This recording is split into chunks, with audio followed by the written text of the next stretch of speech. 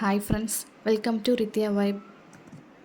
இன்றைக்கி சூப்பரான ஹெல்த்தியான காடை கிரேவி தான் பண்ண போகிறோம். வாங்க எப்படி பண்ணுறதுன்னு பார்க்கலாம். இது பண்ணுறதுக்கு மசாலா ஒன்று ரெடி பண்ணி வச்சுக்கலாம்.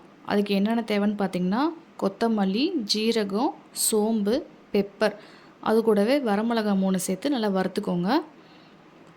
கலர் நல்லா சேஞ்ச் ஆகிற வரைக்கும் வறுத்துக்கோங்க.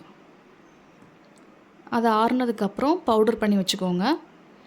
அதே பேன்லேயே ஆயில் ஊற்றிக்கோங்க. கடுகு போட்டுக்கலாம்.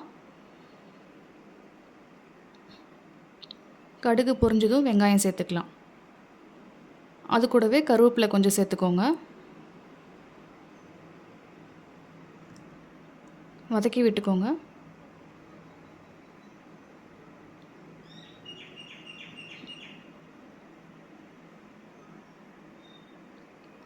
வெங்காயம் ஓரளவுக்கு வதங்கினதுக்கப்புறம் இஞ்சி பூண்டு பேஸ்ட்டு 1 ஸ்பூன் சேர்த்துக்கோங்க.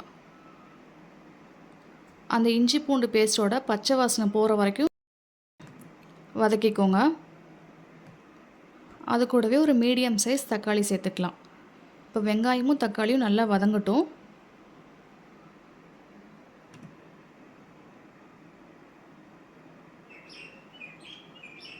நல்லா வதங்கினதுக்கப்புறம் காடையை சேர்த்துக்கலாம்.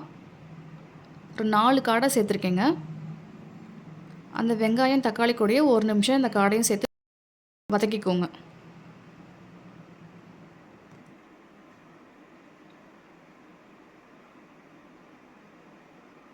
இப்போ தேவையான மசாலாலாம் சேர்த்துக்கலாம்.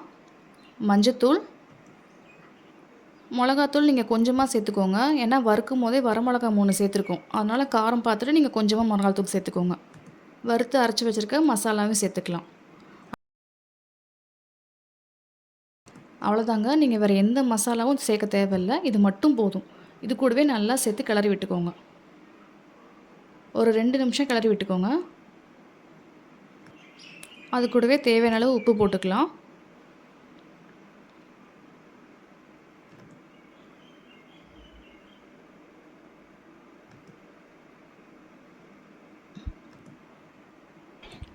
வேகிறதுக்காக தேவையான அளவு தண்ணி ஊற்றிக்கோங்க. இது வேகிறதுக்கு பார்த்திங்கன்னா ஒரு 20லேருந்து 25 நிமிஷம் ஆகும். தண்ணி ஊற்றினதுக்கப்புறம் லைட்டாக கிளறி விட்டுட்டு தண்ணி கொதி வந்ததும் மூடி வச்சுக்கோங்க.